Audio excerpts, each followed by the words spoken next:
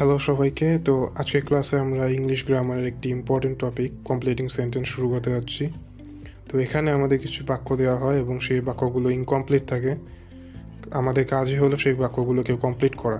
এখানে সবগুলো বাক্যকে নিয়মের মধ্যে না ফেলতে পারলেও আমরা কিছু বাক্য আমরা নিয়ম বা স্ট্রাকচার মিলে করতে পারি এবং সেই নিয়মগুলোই শিখবো আমরা এই ক্লাসে। তো একটা কথা হচ্ছে যে কমপ্লিটিং সেন্টেন্সে কিন্তু নির্দিষ্ট কোনো অ্যান্সার থাকে না, মানে ভয়েস চেঞ্জে আমাদের যেমন নির্দিষ্ট অ্যান্সার থাকে, কিন্তু কমপ্লিটিং সেন্টেন্সে আমাদের অর্থ বা গ্রামার সেম রেখে আমরা যে কোনো উত্তর বসাইতে পারি। সো এখানে অসংখ্য উত্তর বসতে পারে। তো আমরা চলে আসি আমাদের প্রথম রুলে, সেটা হচ্ছে so dot dot dot that. এখানে প্রথমে স্ট্রাকচার দেওয়া আছে সাবজেক্ট, তারপরে ভার্ব বসবে, তারপরে সো এবং তারপরে অ্যাডজেক্টিভ এবং দ্যাট এবং তারপরে এক্সটেনশন হিসেবে আমরা একটা অর্থপূর্ণ বাক্য তৈরি করতে পারি।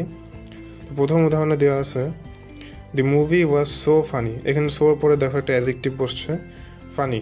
তো এখানে সো যেহেতু দেওয়া আছে, এরপরে আমরা ইনকমপ্লিট সেন্টেন্সটা পূরণ করব। তো আমরা বসাইতে পারি the movie was so funny that everyone loved. এখানে দ্যাট বসাইছি আমরা, রুলে যেহেতু আছে সো দ্যাট ডট ডট দ্যাটের মধ্যে। তো movie was so funny that everyone loved.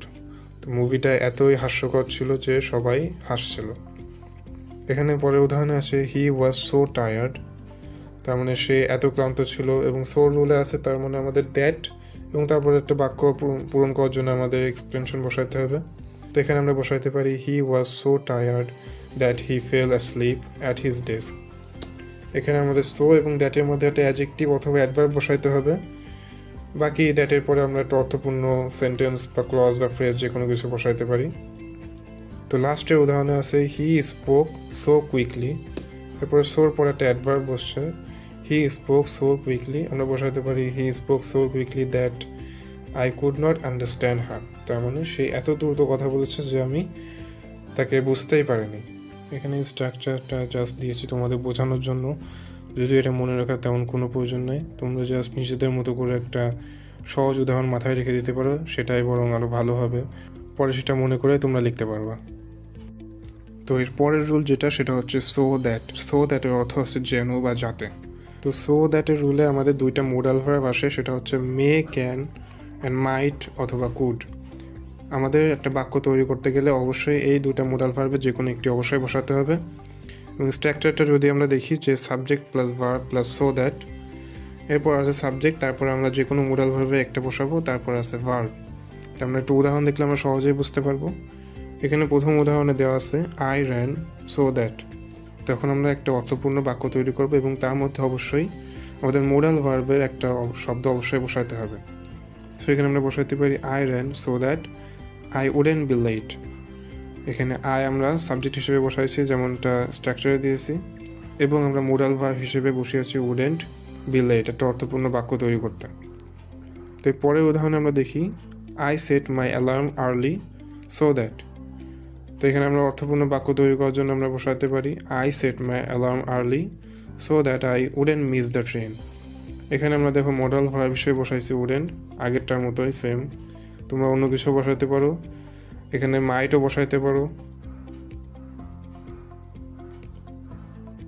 তো এখন দেখি আজকে আমাদের ক্লাসের 3 নম্বর রুল যেটা, সেটা হচ্ছে too dot dot dot for dot dot dot to. তো এখানে প্রথম উদাহরণে দেওয়া আছে the problem is too complex for me. তো এটাকে আমরা কীভাবে অর্থপূর্ণ বাক্য তৈরি করতে পারি, নিচে আমরা উত্তর দেখি the problem is too complex for me to understand. তো এখানে আমরা টু, তারপরে কমপ্লেক্সের পরে আমরা স্ট্রাকচার অনুযায়ী ফর, এবং মি অবজেক্টের পর আমরা টু বসিয়েছি স্ট্রাকচার অনুযায়ী, এবং তারপরে একটা এক্সটেনশন হিসেবে আন্ডারস্ট্যান্ড বসিয়েছি বাক্যটা মিল রাখার জন্য। তো এরপরে উদাহরণে দেওয়া আছে the box was too heavy for the child. তো এখানে আমরা এই উদাহরণে চলে আসছে too dot dot dot for. তো আমাদের বাকিটুকু বসাইতে হবে, যেটা হচ্ছে টু, এবং একটা অর্থপূর্ণ বাক্য তৈরি করতে হবে। তো আমরা এখানে টু বসালাম এবং তারপর একটা অর্থপূর্ণ বাক্য তৈরি করার জন্য লিফট বসালাম। তো বাক্যটা দাঁড়ায় the box was too heavy for the child to lift. তো এখন আমরা চলে যাই পরের রুলে আছে too dot dot dot to. এখানে প্রথমে দেওয়া আছে সাবজেক্ট প্লাস তারপরে ভার্ব, তারপরে টু, তারপরে অ্যাডজেক্টিভ অথবা অ্যাডভার্ব, তারপরে টু, তারপরে আমাদের সংগতিপূর্ণ বাক্য তৈরি করার জন্য এক্সটেনশন বসাইতে পারি। এখানে প্রথম উদাহরণে দেওয়া আছে the problem was too difficult. এখানে আমরা একটা সঙ্গতিপূর্ণ বাক্য দেওয়ার জন্য যেহেতু টু আছে মানে টি ডবল তারপর আমরা একটা টু বসাবো এখানে স্ট্রাকচার মিল রাখার জন্য। তো আমরা বসাইতে পারি the problem was too difficult to solve. সেমভাবে আমরা পরের উদাহরণটাও দেখি, ইট ইজ টু লেট। তো আমরা একটা বাক্য তৈরি করার জন্য এখানে বসাইতে পারি, প্রথমেই টু দিতে হবে অবশ্যই স্ট্রাকচারের সঙ্গে মিল রাখার জন্য। তো আমরা দিতে পারি it is too late to go to the store now. তো এখন চলে আসি আমরা রুল নাম্বার 5, আনলেস। আনলেস দ্বারা বোঝায় যদি না। তো আনলেসের এখানে গ্রামাটিক্যাল তেমন কোনো রুল নাই, জাস্ট তোমাকে অর্থটা মিল রাখতে হবে। তো এখানে প্রথম উদাহরণেই দেওয়া আছে আনলেস আই এম হাংরি, মানে যদি না আমি হাংরি। তো আমরা অর্থপূর্ণ হিসেবে কি বসাইতে পারি, এখানে আমরা দিতে পারি আই ওয়ন্ট ইট, আমি খাবো না, আনলেস আই এম হাংরি, যদি না আমি ক্ষুধার্ত থাকি। দ্বিতীয় উদাহরণে যদি আমরা দেখি আনলেস ইউ ওয়াটার ইট, তুমি যদি এটাতে পানি না দাও। তো আমরা একটা অর্থপূর্ণ বাক্য বানানোর জন্য আমরা বসাইতে পারি দ্য প্লান্ট উইল ডাই, মানে বৃক্ষটি মারা যাবে, আনলেস যদি না ইউ ওয়াটার ইট, তুমি এটাতে পানি দাও। তারপরে উদাহরণে আছে আনলেস ইউ ওয়ার্ক হার্ড, তুমি যদি পরিশ্রম না করো ইউ উইল ফেল, তুমি ব্যর্থ হবে।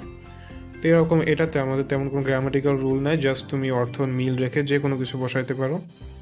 তো এখানে খেয়াল করবা যে বেশিরভাগই আমাদের যে ইনকমপ্লিট সেন্টেন্সটা দেওয়া থাকে সেখানে আমাদের যে সেন্টেন্সটা বসায় সেটা বেশিরভাগ সময় ফিউচার টেন্সে হয়।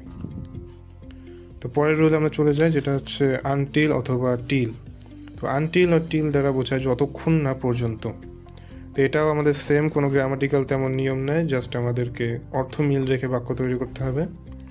তো প্রথম উদাহরণে আমরা দেখি দেওয়া আছে the store is open until, তার মানে দোকানটা খোলা আছে যতক্ষণ না পর্যন্ত। এখানে দিতে পারি আমরা অর্থপূর্ণ বাক্য তৈরি করার জন্য আমরা দিতে পারি the store is open until 9 PM, মানে এখানে আমাদের বাক্যটা দাঁড়ায় তাহলে যে 9টা বাজা পর্যন্ত স্টোরটা খোলা থাকবে। দ্বিতীয় উদাহরণে আছে শি ওয়ার্কড টিল, তার মানে সে কাজ করছে যতক্ষণ না পর্যন্ত। তো আমরা এখানে অর্থপূর্ণ বাক্য তৈরি করার জন্য আমরা বসাইতে পারি শি ওয়ার্কড টিল মিডনাইট, মানে মধ্যরাত পর্যন্ত সে কাজ করেছে, অথবা সে কাজ করে যতক্ষণ না পর্যন্ত মধ্যরাত হয়। তো এর পরের উদাহরণে দেওয়া আছে দে প্লেড গেমস আনটিল, তো এখানে দেওয়া যেতে পারে they played games until it was dark, তার মানে তারা খেলা চালিয়ে গেছে যতক্ষণ না পর্যন্ত অন্ধকার নামছে। তো এখন চলে আসি আমাদের আজকে ক্লাসের 7 নম্বর রুলে, যেটা হচ্ছে as long as. As long as দ্বারা বোঝায় যতক্ষণ পর্যন্ত। তো অ্যাজ লং অ্যাজ দ্বারা আমরা কীভাবে একটি পূর্ণ বাক্য তৈরি করতে পারি সেটা দেখি। প্রথম উদাহরণে দেওয়া আছে আমাদের we can play outside as long as, এটা দ্বারা বোঝাই যে আমরা বাইরে খেলতে পারি যতক্ষণ পর্যন্ত। তো আমরা এটা দিয়ে একটা অর্থপূর্ণ বাক্য তৈরি করতে পারি। এখানে আমরা নতুন একটা ক্লজ বসাবো। সো অ্যাজ লং অ্যাজ থাকলে আমাদের যে ইনকমপ্লিট অংশটা থাকবে সেখানে আমাদের নতুন একটা ক্লজ বসাইতে হবে বা বাক্য। সেখানে আমরা বসাইতে পারি we can play outside as long as it doesn't rain, তো আমরা বাইরে খেলতে পারি যতক্ষণ পর্যন্ত বৃষ্টি হচ্ছে না। পরের উদাহরণে যাই the plant will survive as long as, তো এটা দ্বারা বোঝায় যে গাছটা বেঁচে থাকবে যতক্ষণ পর্যন্ত। তো আমরা বসাইতে পারি the plant will survive as long as it gets enough Sunlight. তো এখানে দেখো আমরা নতুন একটা ক্লজ বসাইছি ইট গেটস ইনাফ সানলাইট। তো এটা দ্বারা বোঝায় যে গাছটা বেঁচে থাকবে যতক্ষণ পর্যন্ত এটা যথেষ্ট পরিমাণে সূর্যের আলো পাচ্ছে। তো পরের উদাহরণে দেওয়া আছে I will go as long as, এটা মানে আমি যাব যতক্ষণ পর্যন্ত। তো আমরা বসাতে পারি I will go as long as you do, মানে যতক্ষণ পর্যন্ত তুমি যাচ্ছ আমিও যাব। তো এখন চলে আসি আমরা পরের উদাহরণে। এখানে আছে সিন্স, বিকজ, দো, অলদো, অ্যাজ, ইফ। সিন্স দ্বারা বোঝায় যেহেতু অথবা কোনো কারণে, বিকজ দ্বারাও কোনো কারণে বোঝায়, এবং দো এবং অলদো দ্বারা বোঝায় যদিও, এবং ইফ দ্বারা যদি, এবং অ্যাজ দ্বারা বোঝায় যেহেতু। তো বাক্যে যদি এসব ওয়ার্ডগুলো থাকে তাহলে আমরা কীভাবে একটা অর্থপূর্ণ সেন্টেন্স তৈরি করতে পারি সেটা এখন দেখি। প্রথম উদাহরণে দেওয়া আছে দো, তার মানে যদিও, ইট ওয়াজ রেইনিং, যদিও বৃষ্টি হচ্ছিল, তাহলে আমরা বসাইতে পারি উই ওয়েন্ট ফর ওয়াক, এটা মানে যদিও বৃষ্টি হচ্ছিল কিন্তু আমরা তাও হাঁটতে বের হয়েছিলাম। পরের উদাহরণ আছে সিন্স ইটস রেইনিং, মানে যেহেতু এটা বৃষ্টি হচ্ছে, উইল স্টে ইনসাইড, আমরা বাসার ভেতরেই থাকবো। তাহলে সিন্স এখানে বসছে যেহেতু, ইটস রেইনিং, যেহেতু বৃষ্টি হচ্ছে আমরা বাসার ভেতরেই থাকবো। পরের উদাহরণে আছে উই স্টেড হোম বিকজ, আমরা বাসায় ছিলাম কারণ ইট ওয়াজ রেইনিং, কারণ বৃষ্টি হচ্ছিল।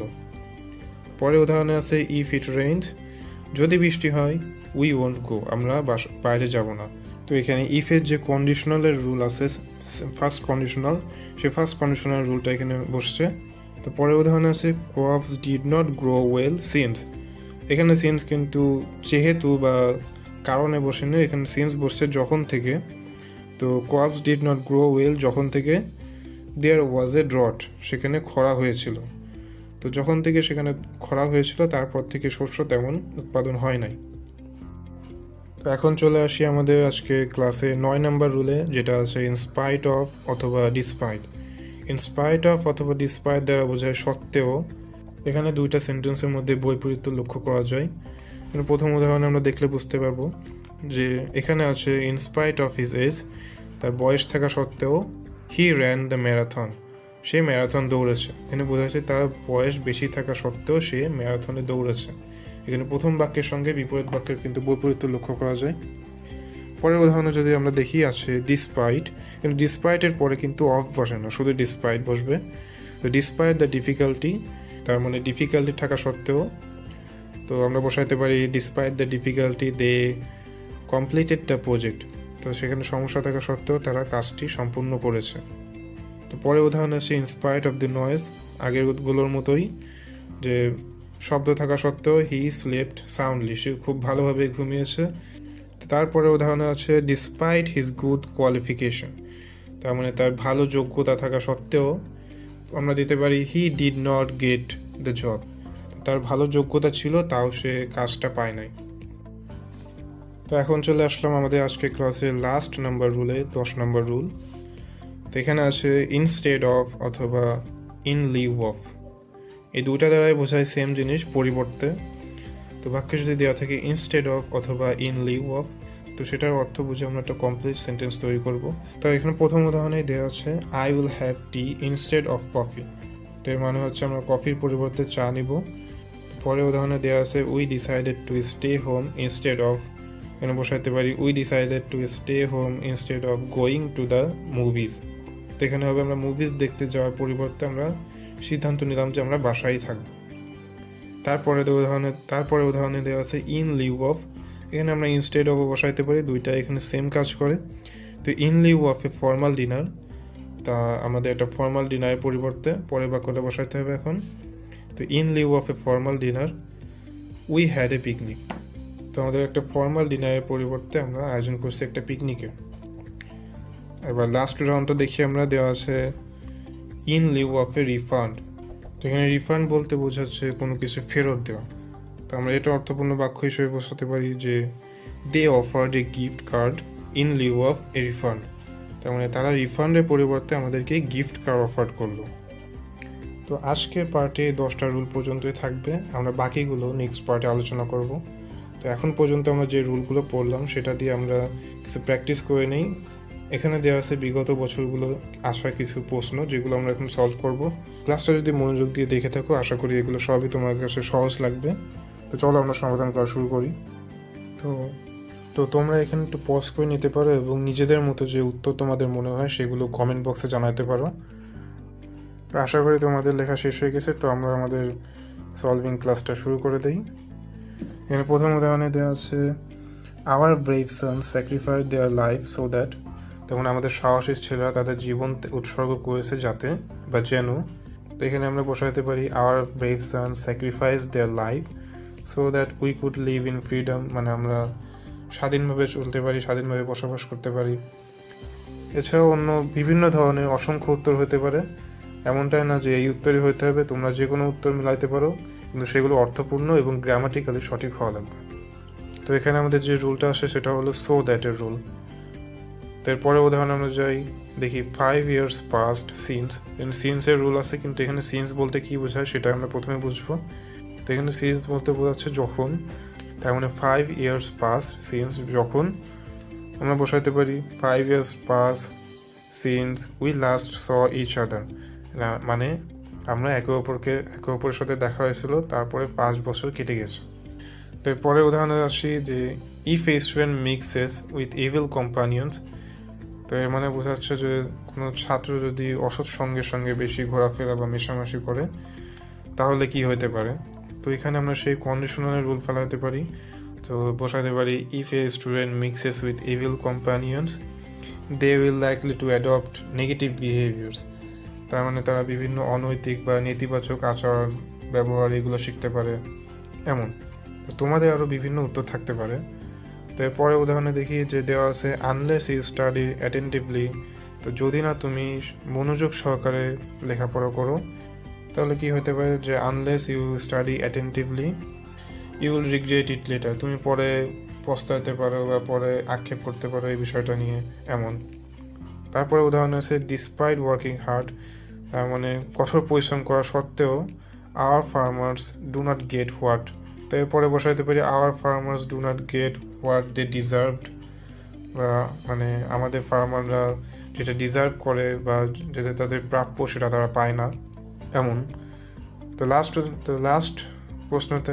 লাস্ট উদাহরণে আছে steps should be taken to improve their conditions because, এখানে বিকজের রুল, তো এখানে বিকজের রুল তাহলে দাঁড়ায় যে আমাদের পদক্ষেপ নেওয়া উচিত টু ইমপ্রুভ দেয়ার কন্ডিশন, তাদের অবস্থার উন্নতির জন্য, কারণ তো দেয়ার সাফারিং ইজ আনএক্সেপ্টেবল, এবং যারা তাদের যে কষ্ট সেটা আসলে মেনে নেওয়ার মতো না এমন। তো এই ছিল আজকের ক্লাসে, আমরা বাকি টপিকগুলো নেক্সট ক্লাসে কন্টিনিউ করব। ততক্ষণ পর্যন্ত আমাদের সাথে থাকো। ধন্যবাদ সবাইকে পুরো ক্লাসটা শোনার জন্য। আসসালামু আলাইকুম।